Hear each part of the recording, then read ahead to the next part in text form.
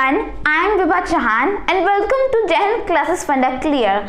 So today I will explain chapter 8 from the Indian Polity book written by M Laxmikanth, and our chapter is Directive Principles of State Policy. So in this chapter we are going to discuss about directive principles of state policy that come through the article 36 to 51 and are under the part 4th of our Indian Constitution. So as in the last chapter, in the chapter 7 fundamental rights, we had seen about fundamental rights from article 12 to article 35. So now we will be continuing that article series from 36 to 51, and in that part what there is that directive principles of state policy or DPSP. Now in this chapter we are going to discuss about that. We will be looking at the features of DPSP. We will also look at the classifications of those directive principles and much more we will look in this chapter. So first you should know that we have borrowed our directive principles of state policy from the Irish Constitution, and even the Irish Constitution has borrowed these directive principles from the Spanish Constitution. So you should be knowing that. And Dr. B. R. Ambedkar once said that these fundamental rights and directive principles are a kind of soul of our Indian Constitution, and they are the kind of philosophy of our Indian Constitution. And Granville Austin, who was also a constitutional expert, also said that these directive principles are the conscience of our Indian Constitution. So you know that directive principles are very important from the view of exam as well as for its importance. So in this chapter we will be looking at it. So first we will discuss about features of directive principles. Features of directive principles. So there are many features of directive principles. So as you know that they are non-justiciable in nature. Now they are not a kind of justiciable nature that are enforceable by the courts. So as you know that fundamental rights, they are enforceable by law. They are enforceable by the courts if they are violated. But these directive principles are not a kind of are not justiciable in nature. That is not enforceable if violated by the court. And you know that they cover from article 36 to article 51, but the main directive principles are only from the article 38 to article 51. So in article 36 what there is a definition of state. Article 36 declares the definition of state that has been used in the directive principles, and that definition is same as was in the fundamental rights. So as you know that article 12 also describes the definition of state, and here article 36 also describe the definition of state, and both definitions are same. That is the union part of central government, the executive and legislature part of union government, and legislatures as well, and all local authorities, everything is state, as you know that. So both definitions are same. So as I said that they are not justiciable in nature, but article 37 says that it shall be the duty of the state to impose all these directive principles. So in article 37 you can say that is a kind for rule for imposing all these directive principles on the state, on the that people, subjects of that country of India. And these directive principles are also important because these are the principles for policies, for making policies or enacting any laws to the government. Now state has to see these directive principles. They have to enact laws or make such policies in accordance with these directive principles, and they also aim at providing for the features that are in the preamble, that are fraternity, liberty, justice and equality. So they also aim at providing those kind of things to the people of India. And the directive principles are for the welfare states, not for the police state that existed during the British era. So as you know that police state, that there was a rule of police, but here Here the directive principles means for the welfare of the state. So they aim at providing for welfare state and for providing fraternity, liberty, justice and equality, and they are non-justiciable in nature. And Article 36, as you know, that are the definition of state, and Article 37 is for that it shall be the duty of the state to impose all these directive principles, to take these directive principles. So from Article 38 to Article 51 there are the main directive principles, and Article 36 and Article 37 are related to directive principles. So now these are the features of the directive principles. Now next we shall discuss about classification of directive principles. Classification of directive principles. Well, there is no classification if we look at the Constitution of India, but through the content, through the through the materials that are under the articles that are under the directive principles, they can be broadly categorized, classified into three types, that are: first is socialistic principles. Socialistic principles. Now these principles are those that aim at socialism. They are also for welfare state and mainly precisely for socialism. And the directive principles that are under this categories are: so first principle is Article 38, that is to promote the welfare of people by providing a social order permeated by the equality, social, economic and political equalities, and to minimize the inequalities between people in the matters of status, income, facilities and opportunities. So this is Article 38, and also the first principle in socialistic category, that spreads socialism. So now next article is Article 39, and there are 6 subclauses of Article 39. So first is Article 39 subclause A, that says to secure the adequate means of livelihood for all the citizens. Article 39 subclause B says that to secure the equitable distribution of material resources of the community for the common good. Article 39 subclause C says that to secure the prevention of concentration of wealth and production. Article 39 subclause D says that to secure the equal pay for the equal work of man and women. So there should be equal pay for the work for between both man as well as women. Article 39 subclause E says that to secure the protection of the strength of children and workers against the forcible abuse. And Article 39 subclause F, that is also the last, says that to secure the opportunities for the healthy development of the children. So this is the Article 39 and its all subclauses. And next principle of directive principles under this category is Article 39A. Now you have to remember this is Article 39A, not subclause A. So Article 39A says that to promote the equal justice and free legal aid to the poor. So this is Article 39A. Now next directive principle under this category is Article 41, and that says to secure the right to work, right to education and public assistance to all those who are under disablement or old age due to old age or sickness or unemployment. And next directive principle under this category is Article 42, that says to make provisions for just and human and for maternity relief, to make provisions of just and human things and for maternity relief.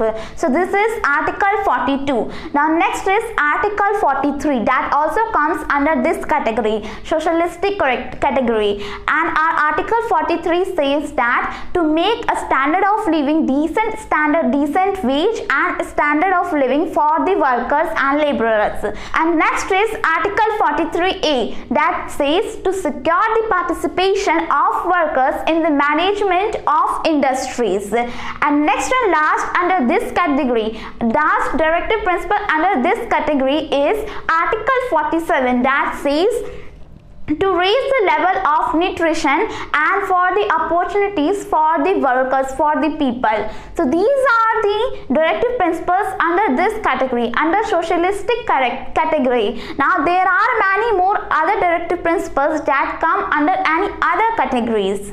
So now that we have discussed about the first category of our directive principles, that is socialistic principles, now next is Gandhian principles.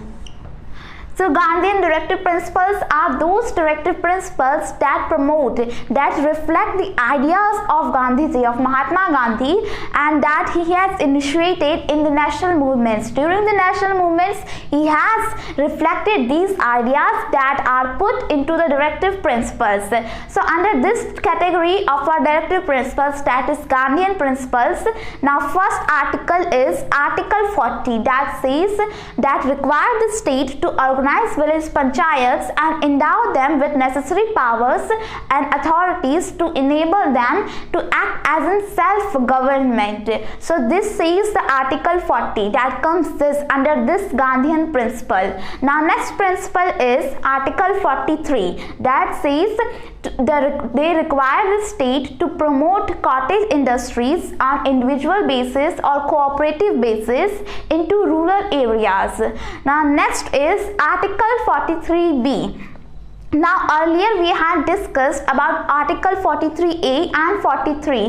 Now that we have discussed about Article 43, now this is also the part of that Article 43. So now next is Article 43B, that says they require the state to promote autonomous functioning, the democratic power and management, professional management in cooperation. So this is Article 43B.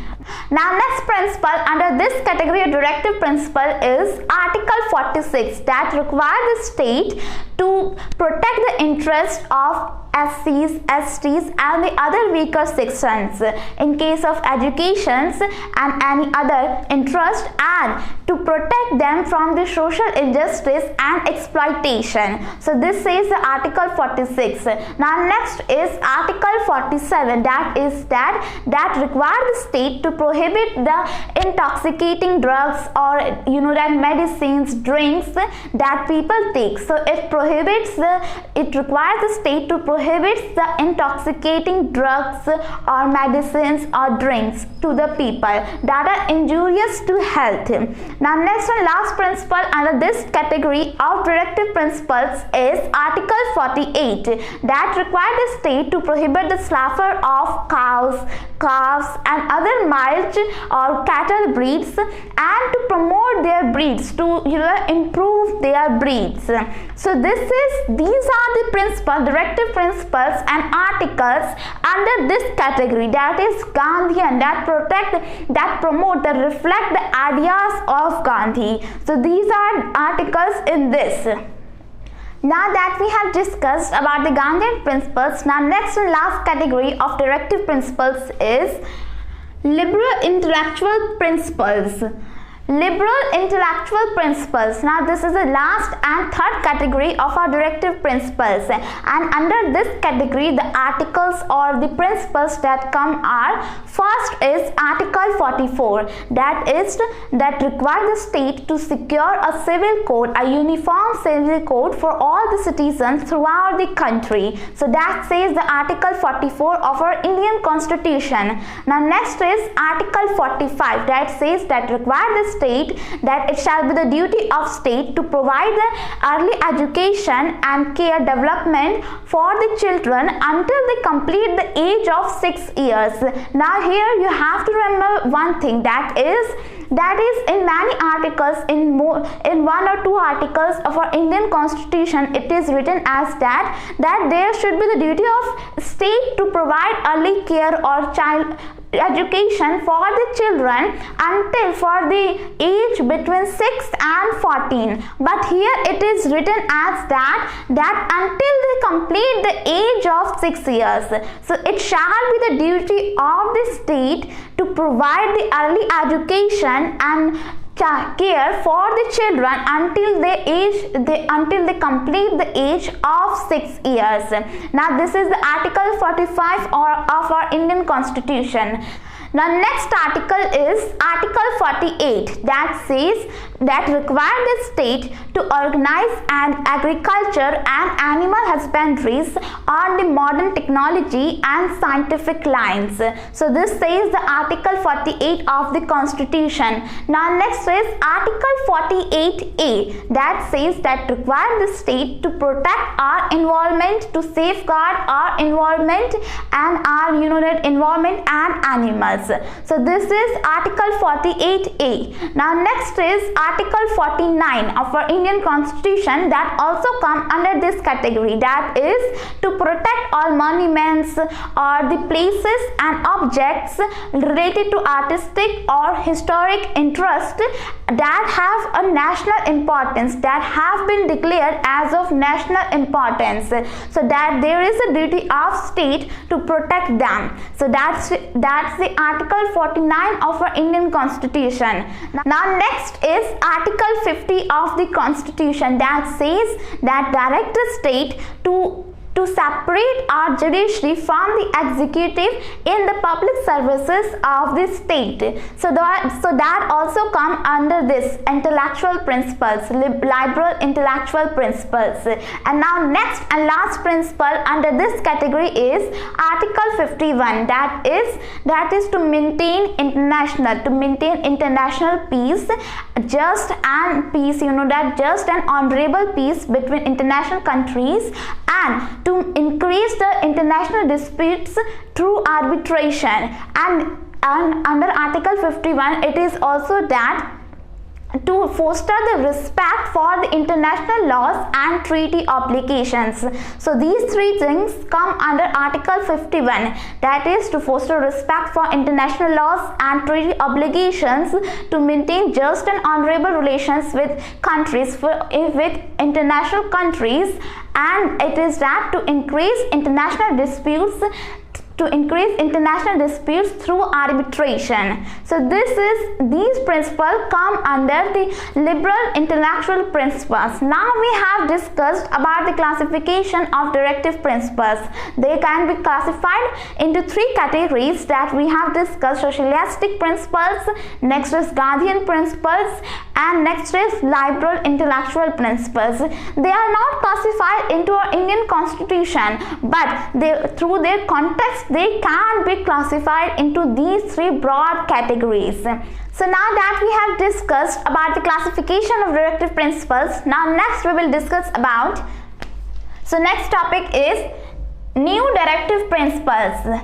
New directive principles. So as you know that when the Constitution was formed, so there were little directive principles, but as the time changed, as the year passed, what happened is that there are few directive principles that have been added that were not written when the Constitution was formed, when the Constitution was written. So by the 42nd Constitution Amendment Act of 1976, there were 4 directive principles that have been added to this directive principles, and those 4 principles are: first is Article 39 subclause F, that is to secure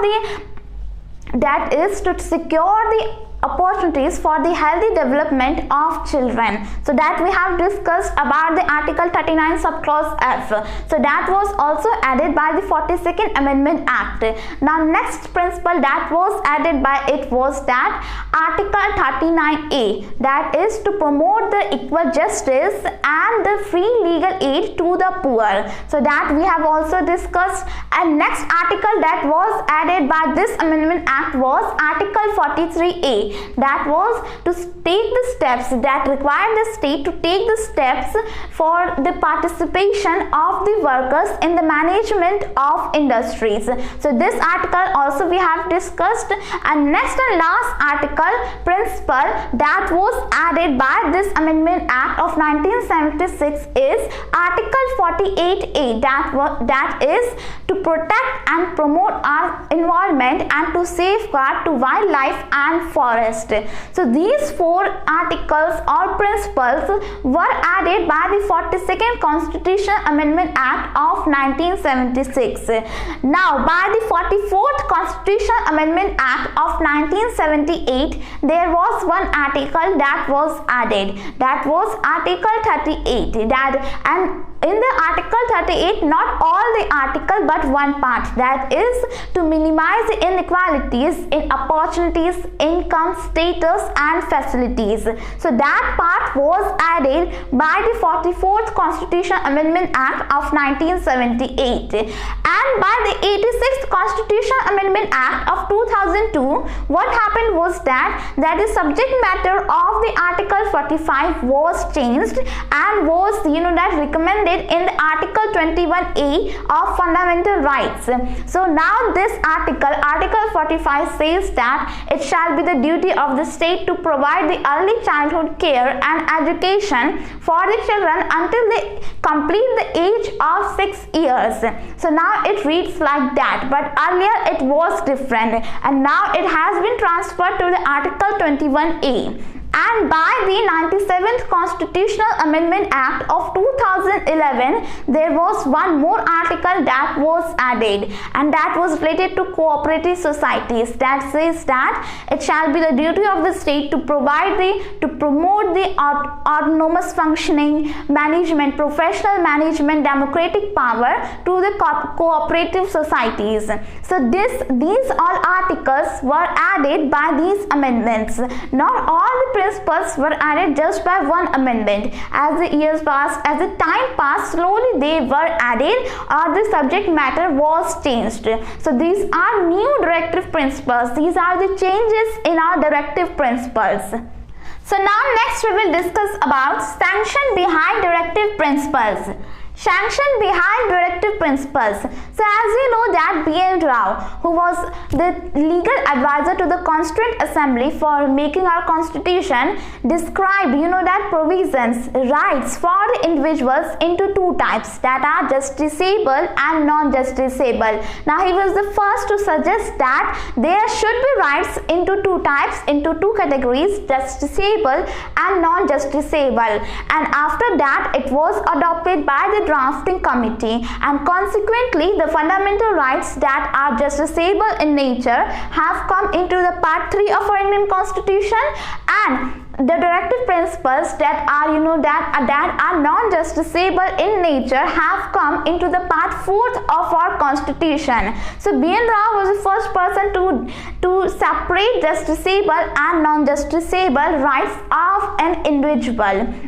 Now, although the directive principles are non-justiciable in nature, Article 37 makes it clear that it shall be the duty of the state to apply these principles, directive principles, in making or enacting laws.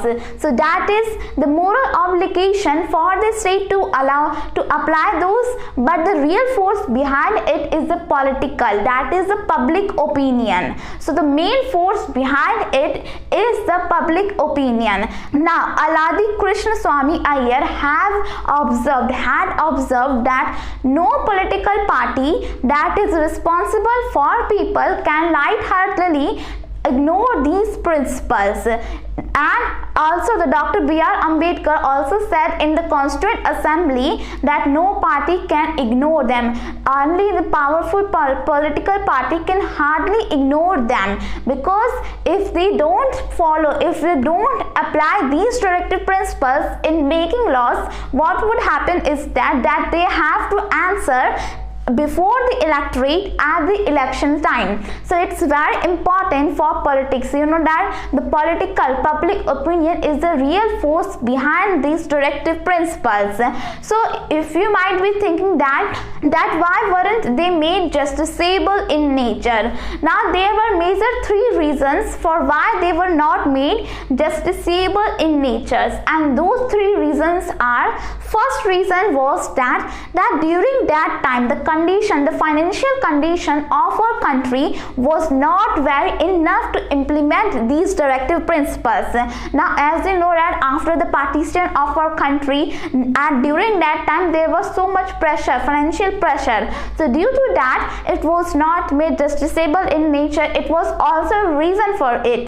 Now next reason was that that the diversity of our country and backwardness could come to implementation of these principles.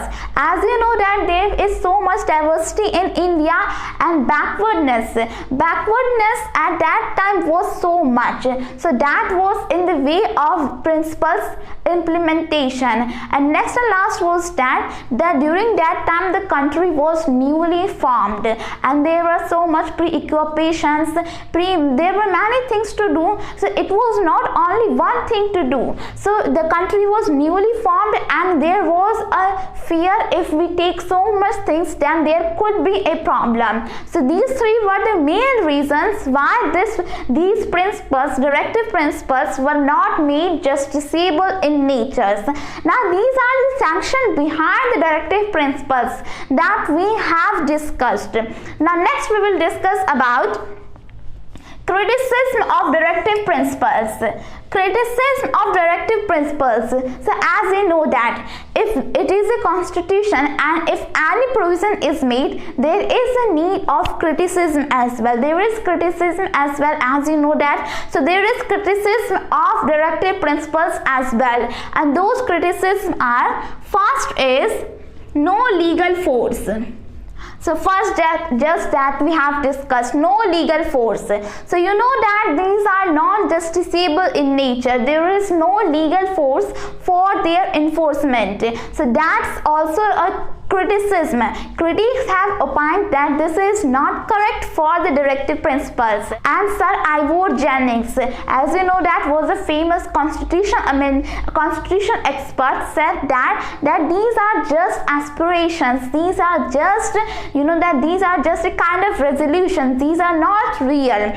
So there have been many criticism of directive principles according to that they are just resolutions, or these are just previous aspirations or just writings on the paper. They are not made into the real. So this is the opinions of the critics that have criticized our directive principles. Now next, on this basis they have criticized is illogically arranged. Illogically arranged means that they have criticized that the directive principles are not arranged in a logical order. They should be arranged in a logical order, but they are not a kind of arranged, illogically arranged. They are illogically arranged, and there is no manner of directive principles. There is no that definition of directive principles, a kind of that. So this is the opinion of the critics, that they are illogically arranged. They are neither classified or arranged in manner. So there are many critics, there are many statements of critics that have criticized on this basis. Now next criticism was on the basis of conservative. So conservative, as you know that, for example, if we take the statement of Sir Ivor Jennings, what he said for his criticism of directive principles was that these directive principles are suitable for the mid-20th century, but what about the 21st century in India? So he has said that he is criticizing that they are conservative in nature. So that's also basis point of criticism of directive principles. Now next and last could be constitutional conflict. Constitutional conflict. So also K. Santhanam also pointed out this point. So here there could be conflicts between center and state government, or between the president or prime minister, or between the chief minister and governor. So there could be conflicts because of directive principles, and those conflicts were because, so suppose if the state government is not working in accordance with directive principles, now what would happen is that the central government would ask them to do the work in accordance with directive principles. They would give them order to do work like that. So there could be conflicts between state and central governments, and in the same way between the president and prime minister. So suppose if the cabinet of prime minister has made some bill, and president is seeing that this bill is not in accordance with directive principles, principles. So he would simply reject that bill, he would not pass that bill, and because of that there could be conflicts between president and prime minister, and in the same manner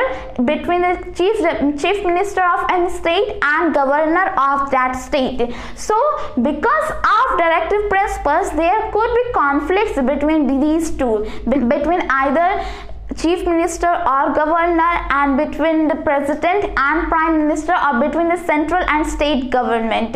So this is also a reason for the conflicts. So we have seen that there is criticism of our directive principles. Many critics have said that, have opined that there is so much in directive principles, there is so much unrelated things due to directive principles. So now that we have discussed about the criticism of our directive principles, next we will look at the utility of directive principles. Utility of directive principles. So despite of all this criticism, as I know that the directive principles are still very useful, important to us, to the people of India, because you know that they are very important for us. Many people have stated it. Like for example, MC Chagla, who is the former Chief Justice of India, once said that if these all directive principles are applied, are followed completely, fully in the country, then India would indeed be a heaven on the earth. So as you know that how important they are, if he is comparing those principles to the heaven, then it may be very useful, important directive principles. And there have been many statements. For example, Dr. B.R. Ambedkar, who said that these directive principles are the soul of our constitution, together with the fundamental rights. So these are kind of soul or philosophy of our Indian constitution, because these are the right to the individuals for that economic rights, economic democracy, political democracy, and social democracy, to make all these in our country. And there have been many roles that have been played by these principles. Like for example, every ruling party has to follow these all principles, and these principles give a chance to the opposition party, and they enable those opposition party to blame the government, to blame the ruling party if they are not following these principles. So it doesn't matter which party is ruling in the country, it doesn't matter the change of the political party that is in the power in the country, if there are these principles, then it's still okay, because the matter would be the same. They all have to follow all these principles exactly the same, so there would not be change in the country, that. So these directive principles play many important roles. Like for example, they are similar to the instruments of instructions of 1935. So instruments of instruction of 1935 was passed by British government, and that during that time there was British colony in India. British was ruling over us, and that instrument of instructions was for the governors or governor generals in India, and that was also for this prejudice, to protect the people from the prejudice of those governors or governor generals. So due to that, if you look at our directive principles, they are similarly to the instrument of instructions of 1935, but there is still a difference that they aim at only executive and legislature. So there is a difference between them. And as you know that political democracy is nothing without economic democracy. So economic democracy is made through the directive principles. So as you know that if any of the democracy is in India and other is not, any of the social democracy, political democracy, and economic democracy, these all three types of democracy are important for any country, precisely for India if we are studying about this constitution. So directive principles still play very important role in our democracy, in our economic democracy, as you know that they are for the state generally. And you should not get confused between fundamental rights and the directive principles. There is difference between them. So as you know that fundamental rights are that state should not do those things, and directive principles are those principles that are for the state that they have to do. As you know that in fundamental rights there was a kind of stoppage, there was a prohibition for in some things for the state, but in the directive principles they have to do those things. And directive principles are for the whole community, not for any particular individual. But the fundamental rights, as you know that, are for the individuals, particularly for an individual. And fundamental rights are automatically, applied all over the individuals. But for applying directive principles, we have to enact laws, we have to make laws or policies. So there is difference between fundamental rights and directive principles. Don't get confused between them. There is difference. So now that we have discussed about the utility of directive principles, now next topic is conflicts between fundamental rights and directive principles. So conflict between fundamental rights and directive principle. On the one hand, fundamental rights that are justiciable in nature, and on the other hand, directive principles that are not justiciable in nature. So since the commencement of the Indian Constitution, there has always been the conflicts between fundamental rights and directive principles. So in the famous Champakam Gorai case of 1951, the Supreme Court held that the directive principles, if there is conflict between directive principles and fundamental rights, then the former would prevail. And it also said that directive principles are kind of subsidiary to the fundamental rights. But it also held that for the implementation of directive principles, there could be amendments, there could be suspension of fundamental rights by the amendment acts. So far during that time, by the judgment of Supreme Court in the Champakam Gorai case, what was that the fundamental rights could be suspended, could be amended by the amendment acts, by simply passing amendment acts, constitutional amendment acts. So this was during that time, during that judgment of Supreme Court. But this judgment underwent a major change in the case Golaknath case of 1967. So in 1967, Supreme Court held that for that Parliament cannot abridge, cannot take away any fundamental rights by amendment acts that are sacrosanct in nature. So it said that there would not be any suspension of fundamental rights. Parliament has no power during that time. Parliament had no power to take away any fundamental rights. And after that, in answer to this judgment of Supreme Court, Parliament also done two things, two amendments, precisely two amendments, that are 24th Constitutional Amendment Act and 25th Constitutional Amendment Act. So in 24th Constitutional Amendment Act, what there was that Parliament has power to abridge or take away any fundamental rights, and in by the 25th Constitutional Amendment Act, a new article, that is Article 31C, was made. And in Article 31C, as we have already discussed in the previous chapter, there are 2 points. There were 2 points that were: first is that no laws, no policy that seek to implement Article 39 subclause B and Article 39 subclause C can be challenged on the contravention of Article 14 and 19 in any court. So that is the Article 31C part 1, subclause 1. And in subclause 2, what there was that no such policies can be contravened, can be challenged in any court in case that if it is made for such law, for such policies. So these two provisions were made by Article 31C. But what happened after that is that in the famous, in 1973, Chauhan Bharti case, the Supreme Court held that the provision, that the second provision of the Article 31C is void, is unconstitutional, because the judicial review cannot be taken from the Supreme Court. As in the Chauhan and Bharti case, the concept of basic structure or basic feature of the Constitution was, that was recognized, was introduced to the India, to the Constitution. So after that, the Supreme Court declared the second provision of Article 31C as void, but the first one was continued.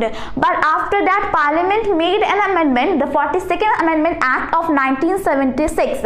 And according to that, in Article 31C subclause 1, what happened was that, that it was merely for the Article 39 subclause B that we have discussed in this chapter and subclause C. But after that, in that amendment, this was made for every article in the part 4 of the Constitution. So according to that, it was made. So by the 42nd Amendment Act, Constitutional Amendment Act of 1976, this was made for all the directive principles. But later on in 1980, in the Minerva Mills case, the Supreme Court declared void this, declared unconstitutional, suspended this provision, suspended this extension, because that it was a kind of taken the judicial review of the Supreme Court. So the Supreme Court declared void that provision, and further, by the 44th Constitutional Amendment Act of 1978, Article 31, that is right to property, was taken away, was suspended from the fundamental rights, what was considered as void, was deleted. So after that, it was happened. So after all studying this, what we have seen is that fundamental rights is still forward to the directive principles of state policy. The fundamental rights are a kind of one step forward than directive principles, because fundamental rights cannot be taken away by the amendment acts if those features, if those rights are the basic structure of our Constitution. So you can say that between the conflicts, fundamental rights win, because all over the amendments, all over the judgment of Supreme Court we have seen. And also, in the Minerva Mills case, the Supreme Court also held that these two things, that these two provisions, rights of the individual, the fundamental rights and the directive principles, are kind of wheels, two wheels of the chariot that are very important. One cannot stay without another. So that's the importance of directive principles and fundamental rights. They together make the bedrock of our Indian Constitution. Yeah, it is true that that fundamental rights cannot be taken away, but the Parliament can take them away, can delete them if they are not part of basic structure of our Indian Constitution. So far, if the fundamental right is not basic structure of our Indian Constitution, it can be taken away by Amendment Act, by Constitutional Amendment Act passed by Parliament. So we have seen about the conflicts between fundamental rights and directive principles. Well, there have been many judgments of Supreme Court over this matter, and you have to remember those cases, those judgments, because these are very important, the facts of those judgments. So now next we will discuss about implementation of directive principles. So if we say about how we have implemented directive principles, so for implementing directive principles, we have made, the government have made policies, has enacted many laws to the people, to the citizens of India, and there are many laws on different bases, acts that have been passed on different bases in accordance with directive principles. Like for example, if we look at the environment, there have been passings for the Wildlife Protection Act, and there have been the Forest Conservation Act to conserve our forest. If we look at the wages for this decent standard of life and minimum wages, fixed minimum wages for workers, then there have been acts that have been passed. Like for example, Minimum Wages Act, the Mines Act, the Industrial Disputes Act, and for child labor as well, there have been made acts like for the Child Labor Protection Reservation Act. There are many acts and laws that have been passed. Like if we talk about SCs and STs, scheduled tribes and scheduled caste. Now